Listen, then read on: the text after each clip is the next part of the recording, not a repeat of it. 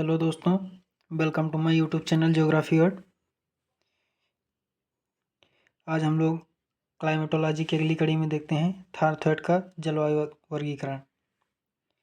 ठीक, इससे पहले हम लोग कोपेन का जलवायु वर्गीकरण देख चुके हैं, जो कि काफ़ी इंपॉर्टेंट है। थारथॉइड का वर्गीकरण भी आपके लिए काफ़ी इंपॉर्टेंट है। आइए देखते हैं थारथॉइड महोदय ने जलवायु का वर्गीकरण किस प्रकार से किया है। ठीक है, तो जो आपके थारथॉइड हैं वो क्या है, अमेरिकी जलवायु विज्ञानी थे। ठीक है, इन्होंने 1931 में उत्तरी अमेरिका की जलवायु का वर्गीकरण प्रस्तुत किया। वास्तव में उन्होंने क्या किया था, 1931 में उत्तरी अमेरिका के जलवायु मानचित्र का प्रकाशन किया था। ठीक है, और इसी जलवायु मानचित्र का जो प्रकाशन इन्होंने किया है, इसी मानचित्र के प्रकाशन को ही इनका वर्गीकरण मान लिया गया। ठीक है, उसके बाद 1933 में इन्होंने क्या किया, फिर से जलवायु वर्गीकरण की अपनी योजना को पूरे विश्व की जलवायु के वर्गीकरण के लिए उपयोग किया। ठीक है, 1931 में इन्होंने क्या किया कि केवल अमेरिका के लिए किया। फिर 1933 में इन्होंने क्या किया, पूरे विश्व के लिए इसका उपयोग किया और पूरे विश्व की जलवायु को निश्चित प्रकारों में विभाजित किया। इसके बाद इन्होंने क्या किया, 1948 में फिर से अपने वर्गीकरण योजना में संशोधन किया और परिमार्जन किया और विश्व जलवायु का संशोधित वर्गीकरण प्रस्तुत किया। ठीक है, अब हम लोग देखते हैं 1931 का वर्गीकरण। ठीक है, जिसका उन्होंने पूरे विश्व के तौर पर 1933 में वर्गीकरण किया। ठीक, इसमें क्या है, कोपेन की भांति थारथॉइड ने भी अस्वीकार किया कि वनस्पति क्या होते हैं, जलवायु की सूचक होती हैं। ठीक है, इससे पहले कोपेन वाले में आपको बताया गया था कि कोपेन ने किस आधार पर किया था, उन्होंने वनस्पतियों के आधार पर ही निर्धारण किया था अपने जलवायु का। ठीक है, तो उसी आधार पर थारथॉइड ने भी क्या किया है, ये माना है कि वनस्पतियाँ क्या हैं, जलवायु की सूचक होती हैं और वनस्पति पर किसका प्रभाव पड़ता है, वर्षा की मात्रा और तापमान का पर्याप्त प्रभाव होता है। ठीक है, ये चीज़ कोपेन महोदय ने भी माना है, परंतु वाष्पीकरण को भी ध्यान में रखना होगा। ठीक है, ये चीज़ कोपेन महोदय ने नहीं माना, ये चीज़ इन्होंने अलग से जोड़ा है, वाष्पीकरण। ठीक है, तो वाष्पीकरण भी इन्होंने अपने वर्गीकरण में जोड़ा है। इसी आधार पर इन्होंने क्या किया है, वर्षण प्रभाविता को जलवायु प्रदेशों के सीमा निर्धारण में महत्व प्रदान किया है। ठीक है, जो आपकी वर्षण प्रभाविता है उसको इन्होंने क्या किया है, इसके सीमा निर्धारण में महत्व प्रदान किया है। ठीक है, अब इसके बाद हम लोग देखते हैं कि वर्षण प्रभाविता क्या है। ठीक, वर्षण प्रभाविता अभी आपने देखा कि वर्षण प्रभाविता के आधार पर इन्होंने उसको महत्व प्रदान, तो वर्षण प्रभाविता है क्या। ठीक है, तो वर्षण प्रभाविता से तात्पर्य संपूर्ण वार्षिक वर्षा के केवल उस भाग से है जो वनस्पति की उत्पत्ति एवं विकास को प्रभावित करती है। ठीक है, वर्षा कितनी भी हो, मान लीजिए किसी स्थान पर 100 सेंटीमीटर वर्षा होती है। ठीक है, अब ये 100 सेंटीमीटर वर्षा में उस क्षेत्र की वनस्पति के उत्पादन में और उसके विकास में कितनी वर्षा उपयोग में लाई जा रही है। मान लीजिए 100 सेंटीमीटर वर्षा हुई, लेकिन उसमें से क्या हुआ, 90 सेंटीमीटर वर्षा तुरंत ही क्या हो गई, बहकर समुद्रों में चली गई। अब ये वर्षा क्या है, अब ये 90 सेंटीमीटर जो जल है, ये इसमें इसका कोई प्रभाव नहीं है किसमें, वनस्पति की उत्पत्ति में और उसके विकास में। जो प्रभाव है वो किसका है, 10 सेंटीमीटर का। ठीक है, तो यही 10 सेंटीमीटर वर्षा ही क्या है, ये वर्षा प्रभाविता है। ठीक, तो इसमें इसका तात्पर्य यही है कि केवल वर्षा के उस भाग से है जो क्या कर रही है, वनस्पति की उत्पत्ति और विकास को प्रभावित करती है। इसके लिए उन्होंने वर्षण प्रभाविता अनुपात, ठीक है, पीई का परिकलन किया। पीई अनुपात का परिकलन कुछ मासिक वर्षा को कुल मासिक वाष्पीकरण से भाग देकर किया गया है और 12 महीने के पीई अनुपात का योग करके वर्षण प्रभाविता सूची तैयार की जाती है। ठीक है, तो वर्षण प्रभाविता अनुपात क्या है, तो वर्षण प्रभाविता अनुपात का मतलब कुछ महीने में जो वर्षा हो रही है और कुल जो मासिक वाष्पीकरण हो रहा है। ठीक है, जैसे एक महीने में, ठीक, मान लीजिए एक मंथ में कितनी वर्षा हुई, 100 सेंटीमीटर, और इसी में वाष्पीकरण कितना हुआ, 80 सेंटीमीटर। तो दोनों का जो अनुपात निकलेगा वही क्या होगा, आपका वर्षण प्रभाविता अनुपात होगा। ठीक, अब हम लोग देखते हैं कि ये वर्षण प्रभाविता अनुपात निकाला कैसे जाता है। थारथॉइड ने पीई अनुपात तथा पीई सूची ज्ञात करने के लिए एक सूत्र दिया है, जिसमें पीई अनुपात इक्वल टू क्या होता है, 11.5 r/t-10 की पावर 10/9। ठीक है, तो ये लगभग नगण्य है, इसको हटा दिया जाए तो केवल आप इससे ही जान सकते हैं कि वो कितना है। ठीक, तो वर्षण प्रभाविता का जो अनुपात निकाला जा रहा है वो किससे निकाला जा रहा है? 11.5 r/10 t-10 10/9, इसको आप 1 मान लीजिए। ठीक है, लगभग 1 के बराबर है। ठीक, तो इसलिए जो आपका पी अनुपात निकल रहा है वो इसी से निकल रहा है। अब देखते हैं पी सूची। ठीक, तो यही क्या है? 12 महीने का इसका योग है। भाई ये 1 महीने का अनुपात है, ये चीज़ क्या है? 12 महीने का अनुपात होगा, तो सिग्मा 12 आई इक्वल टू 1। ठीक है, सिग्मा 12 11.5 r/t-10। जहाँ आर क्या है? औसत मासिक वर्षा है, किसमें? इंच में। ध्यान दीजिएगा, सेंटीमीटर और इंच दोनों में वर्षा मापी जाती है। ठीक है, तो यहाँ पर ये वर्षा किस में है? इंच में है। और टी क्या है? औसत मासिक तापमान किस में है? डिग्री फ़ारेनहाइट में है। ठीक, दोनों ध्यान दीजिएगा, वर्षा किस में है? इंच में है, और तापमान फ़ारेनहाइट में है। तो यहाँ पर आर बराबर क्या है? औसत मासिक वर्षा, ना कि वार्षिक वर्षा। ध्यान दीजिएगा, आर बराबर औसत मासिक वर्षा और टी बराबर औसत मासिक तापमान। जिस महीने की वर्षा ली जाएगी उसी महीने का तापमान भी लिया जाएगा। ये नहीं है कि आपने जनवरी का वर्षा ले ली और जून का तापमान ले लिया, ऐसा नहीं है। ये जो वर्षा और तापमान लिया जाएगा दोनों एक ही महीने का होगा। इसके बाद पी सूची के आधार पर, जो आपकी पी सूची इन्होंने तैयार की 12 महीने की, उसके आधार पर थार्थवेट ने भूपटल को 5 आर्द्रता मंडल में विभक्त किया, जिनमें प्रत्येक मंडल में विशिष्ट प्रकार की वनस्पति पाई जाती है। ठीक है, 5 आर्द्रता मंडल इन्होंने विभाजित किया। किसके आधार पर? पीई सूची के आधार पर इन्होंने 5 आर्द्रता मंडल विभाजित किया। आइए देखते हैं वो आर्द्रता मंडल क्या क्या है। ठीक है, सबसे पहला इन्होंने क्या कहा? उत्तर प्रदेश। उत्तर प्रदेश को इन्होंने ए से प्रदर्शित किया। इसमें वनस्पति कौन सी होगी? वर्षावन होंगे। और इसमें सूची क्या होगी? पी सूची क्या होगी? 127 से ऊपर। उत्तर प्रदेश का मतलब ऐसे क्षेत्र जिसमें वर्षा इतनी अधिक हो कि वहाँ पर जल क्या हो? अधिक मात्रा में। दूसरा क्या है? आर्द्र प्रदेश। ठीक, आर्द्र प्रदेश को इन्होंने बी से प्रदर्शित किया है। और इसमें जो उगने वाली वनस्पति वो क्या है? वन है। ठीक है, इसकी पी सूची में इसका अंक कितना है? 64 से 127। फिर तीसरा इन्होंने उप आर्द्र सब ह्यूमिड, जिसको इन्होंने सी से प्रदर्शित किया है। ठीक है, और इसमें कौन से वनस्पति उगती है? तो घास के मैदान। पी सूची में इसका अंक कितना है? 32 से 63। फिर इन्होंने एक अगले प्रदेश का निर्धारण किया जिसे अर्धशुष्क या सेमी एरिड कहते हैं, जिसे डी से इन्होंने प्रदर्शित किया है। और इसमें उगने वाली वनस्पति कौन सी है? स्टेपी। ठीक है, और पीई सूची क्या इन्होंने निर्धारित किया है? 16 से 31। फिर अगला लास्ट जो आप इनका पांचवा है, पांचवा उन्होंने निर्धारित किया है शुष्क प्रदेश। इसको इन्होंने ई से प्रदर्शित किया है। और शुष्क प्रदेशों में जो आपकी वनस्पतियाँ होंगी वो मरुस्थलीय वनस्पतियाँ होंगी। और इनकी पीई सूची क्या होगी? 16 से कम होगी। ठीक है, तो इस प्रकार इन्होंने 5 प्रदेशों का निर्धारण किया, जिसके आधार पर इन्होंने 5, समझ लीजिए इन्होंने 5 जलवायु प्रदेश निर्धारित किए, ए बी सी डी और ई। ठीक है, और सब में जो अलग अलग वनस्पतियाँ हर प्रदेश में पाई जा रही हैं। एग्जाम में आपसे पूछ लिया जाता है मिलान करने के लिए। ठीक है, ए को मिलान कीजिए, एक तरफ आपको दे दिया A B C D E और एक तरफ दे दिया पीई सूची। ठीक है, तो दोनों को मिलान करने के लिए दे दिया। इसको आप ध्यान दीजिएगा, ये मिलान करने के लिए आ जाता है। इसके आगे हम लोग देखते हैं मौसमी वर्षा के वितरण। ठीक है, के आधार पर उपर्युक्त आर्द्रता प्रदेशों में से प्रत्येक को 4 उपभागों में विभक्त किया गया।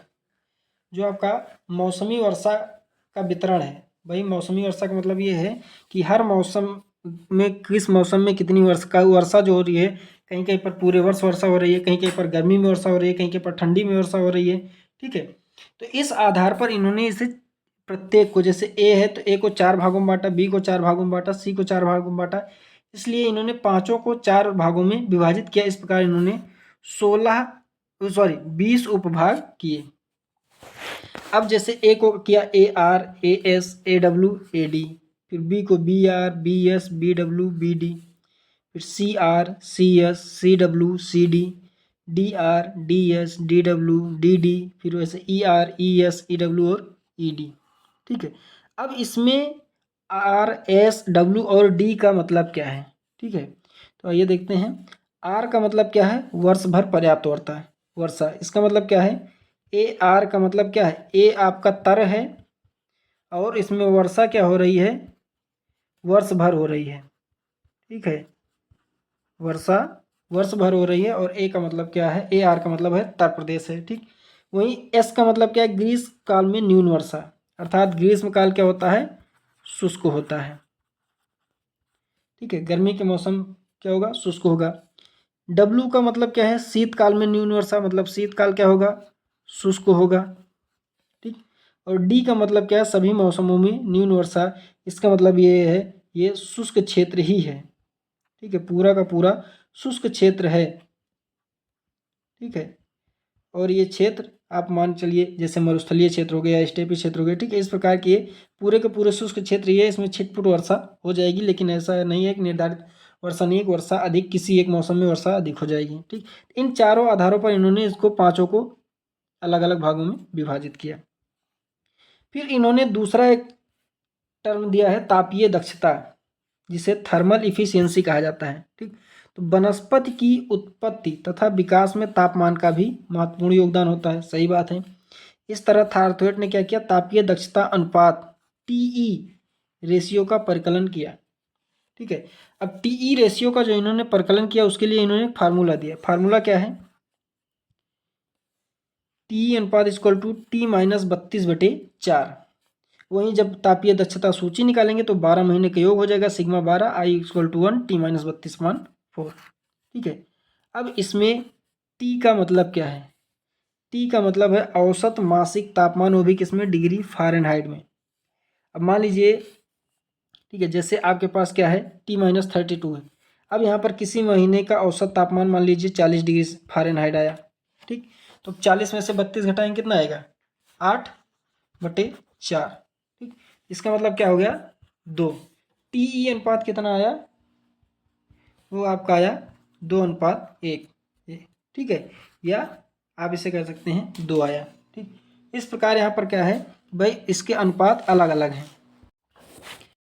ठीक है, इसी प्रकार क्या किया जाएगा, 12 महीने का औसत तापमान निकाल, औसत जो अनुपात निकाल लिया जाएगा, उसकी एक सूची तैयार कर ली जाएगी, वही क्या होगी, आपकी टी सूची होगी। जैसे आपने देखा कि आर्द्रता सूची के आधार पर इन्होंने 5 उपविभाग किए थे, वैसे ही इन्होंने तापीय सूची के तापमान की सूची के आधार पर भी इन्होंने 6 भाग किए हैं। उसमें कौन कौन से हैं 6 भाग, ठीक है, तो उसमें 6 भाग, पहला आपका है ए डैश, जिसे उष्णकटिबंधीय क्षेत्र इन्होंने कहा है। इसके लिए जो इन्होंने टी सूची तैयार की है वो कितना, उसमें टी सूचकांक कितना है, 127 के ऊपर। ठीक है, इसे आप कह सकते हैं 128 या इससे अधिक।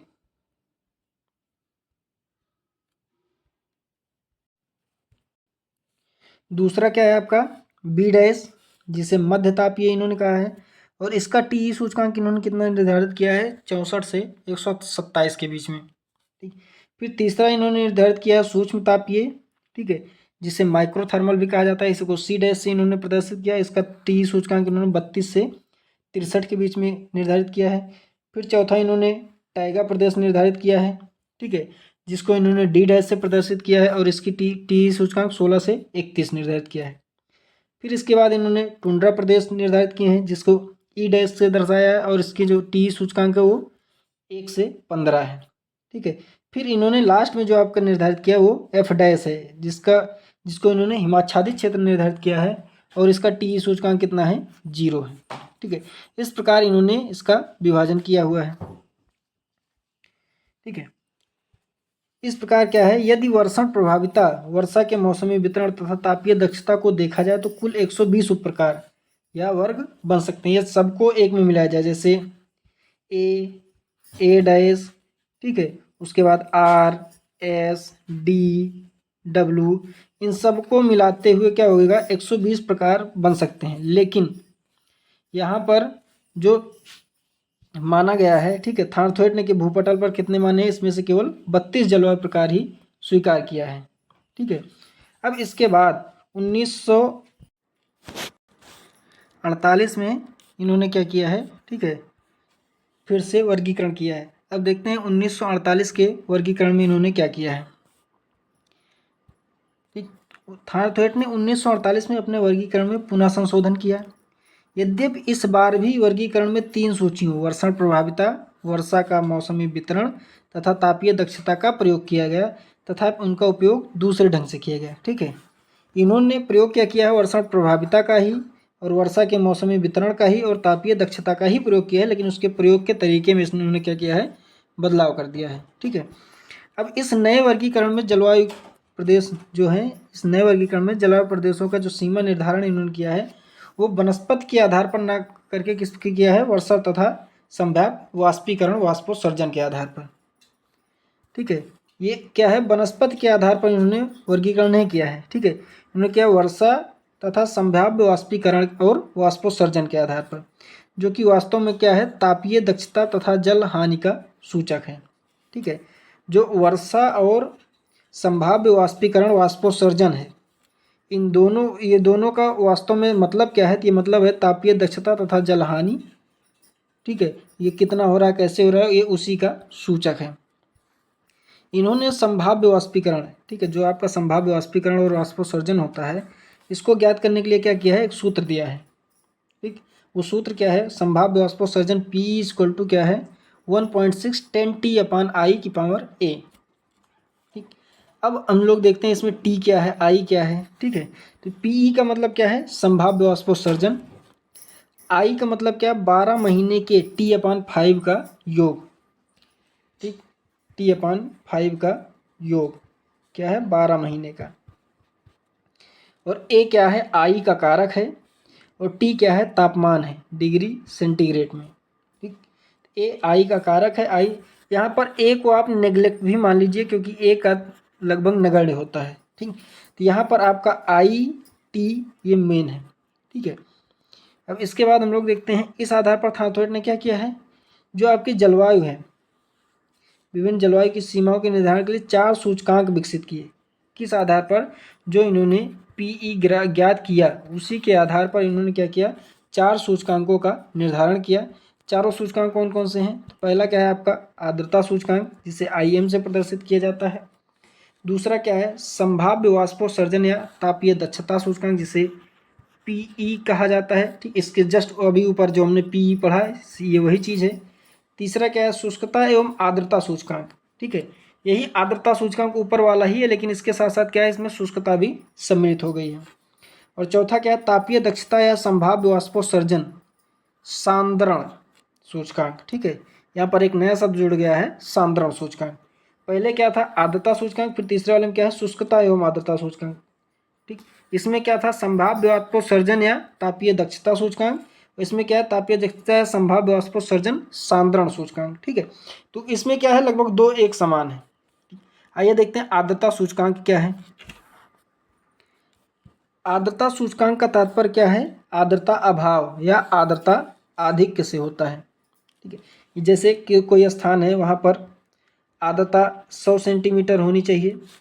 ठीक है, 100% आर्द्रता होनी चाहिए। ठीक है, तब वर्षा हो जाएगी। यदि आर्द्रता क्या है 100% से अधिक है तो आर्द्रता अधिक होगा। यदि आर्द्रता क्या है, कम है, ठीक है, तो क्या होगी, आर्द्रता अभाव होगा। ठीक, यही वर्षा के लिए जो पर्याप्त आर्द्रता चाहिए, ठीक है, वो उस आर्द्रता से यदि अधिक है तो आर्द्रता अधिक होगा, और यदि उससे कम है तो क्या होगा, आर्द्रता अभाव होगा। और इसी के आधार इसका परिकलन किससे किया जाता है, जो आपका ये फार्मूला दिया हुआ है, IM = 100S - 60D/PE।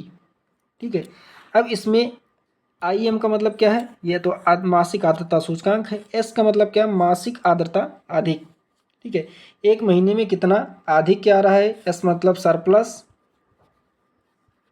ठीक है, और D मतलब मासिक आर्द्रता अभाव, D मतलब क्या है, डेफिसिट।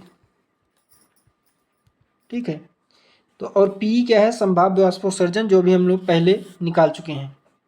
ठीक, तो यहाँ पर IM क्या है, IM = 100S - 60D/PE। इसके माध्यम से आर्द्रता सूचकांक निकाला जाएगा।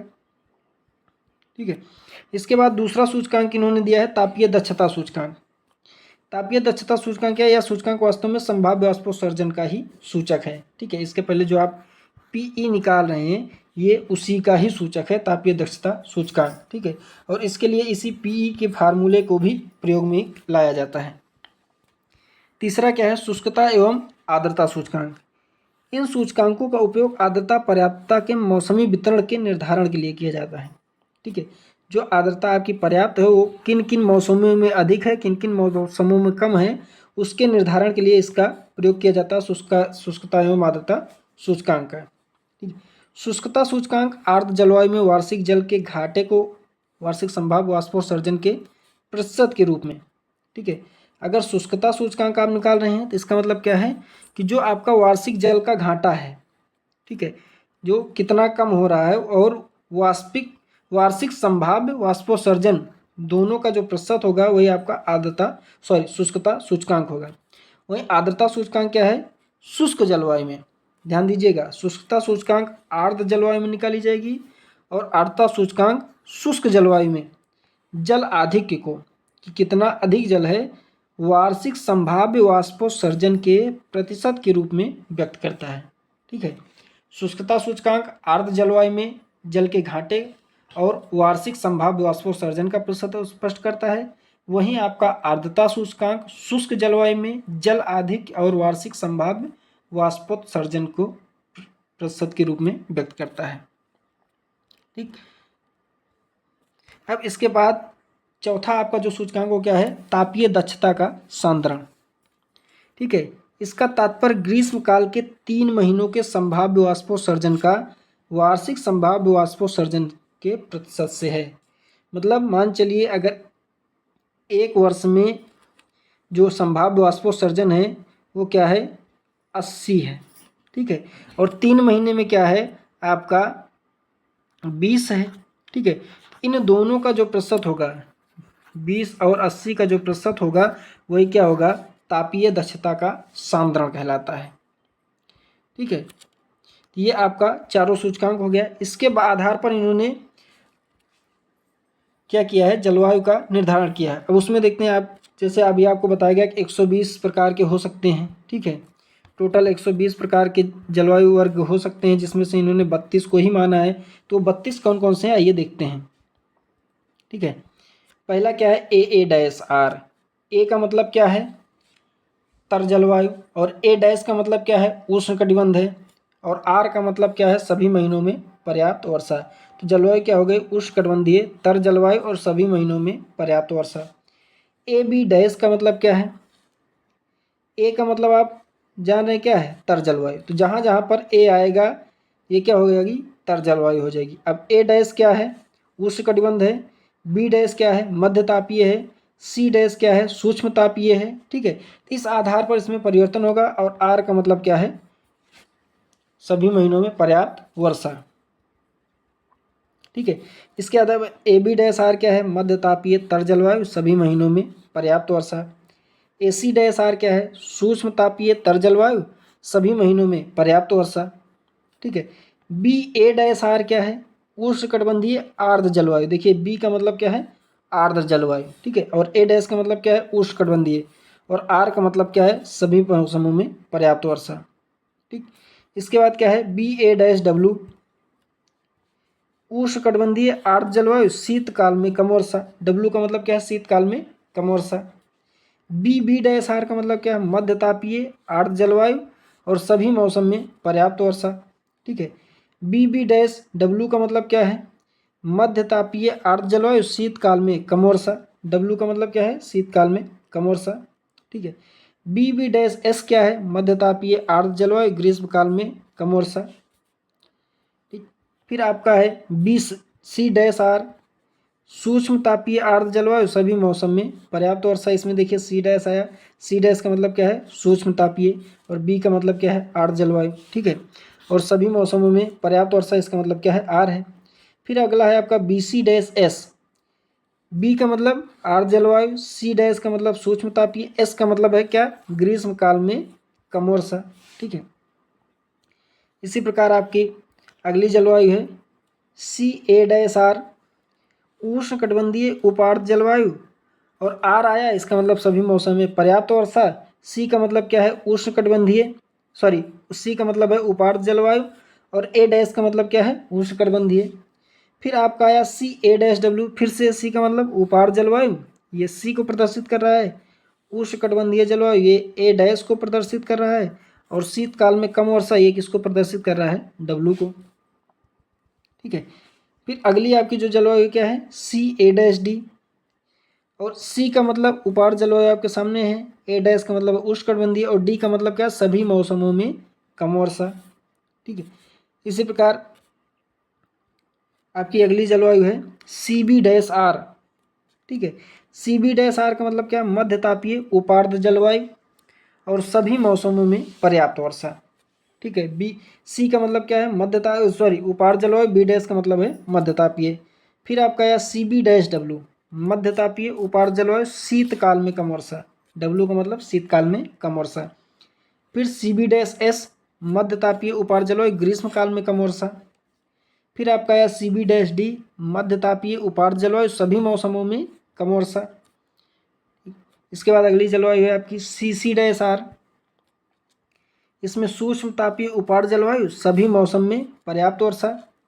फिर सी सी डैश एस, सूक्ष्म तापीय उपाड़ जलवायु ग्रीष्म काल में कम वर्षा। एस का मतलब क्या है, ग्रीष्म काल में कम वर्षा। इसमें ध्यान दीजिएगा, इसके पहले जो आप पढ़ चुके हैं सी सी डैश और एस आर डब्ल्यू डी, केवल उन्हीं को जोड़ करके यहाँ पर जो आ रहा है वही जलवायु का नाम दे दिया जा रहा है। फिर सी सी डैश डी है, सूक्ष्म तापीय उपाड़ जलवायु सभी मौसम में कम वर्षा।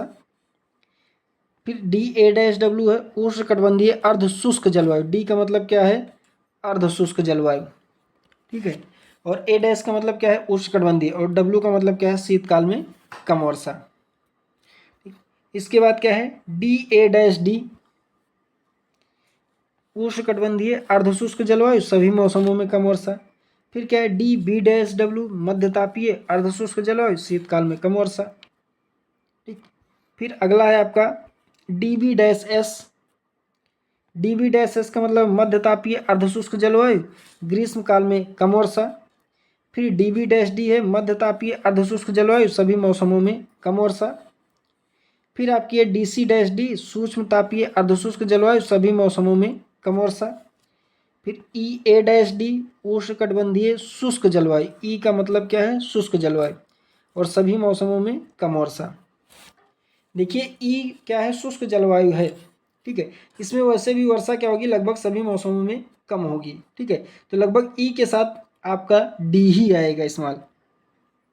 ठीक है, इसके बाद क्या है, E B dash D, E B dash D मध्यतापीय शुष्क जलवायु सभी मौसमों में कम वर्षा। ठीक है, फिर ई सी डैश डी, सूक्ष्म तापीय शुष्क जलवायु सभी मौसमों में कम वर्षा। देखिए इस हर ई वाली जलवायु के साथ, जितनी भी ई वाली जलवायु है सबके साथ क्या आ रहा है, स्मॉल डी, और स्मॉल डी का मतलब क्या है, सभी मौसमों में कम वर्षा। फिर आपका अगला है डी डैश, डी डैश का मतलब क्या है, टाइगा तुल्य जलवायु, पहले भी निर्धारित हो चुका है। फिर ई डैश क्या है, टुंड्रा तुल्य जलवायु, और एफ डैश क्या है, सतत हिमाच्छादित जलवायु है आपकी। ठीक है, एस डैश क्या है आपकी, सतत हिमाच्छादित जलवायु, जिसे ध्रुवीय जलवायु भी कहा जाता है। ठीक, ये रहा आपका कोपेन का जलवायु वर्गीकरण। ठीक है, आज के वीडियो में बस इतना ही, हम लोग नेक्स्ट वीडियो में मिलेंगे नेक्स्ट नए चैप्टर के साथ। ठीक है, तब तक के लिए आप लोग इस वीडियो को देखिए, और वीडियो को देखने के साथ साथ चैनल को सब्सक्राइब कीजिए, और वीडियो को शेयर कीजिए, लाइक कीजिए, कमेंट कीजिए। ठीक है, और दोस्तों को भी बताइए कि वीडियो में आप उसको भी शेयर कीजिए, जिससे वो लोग भी आगे बढ़ सकें। धन्यवाद।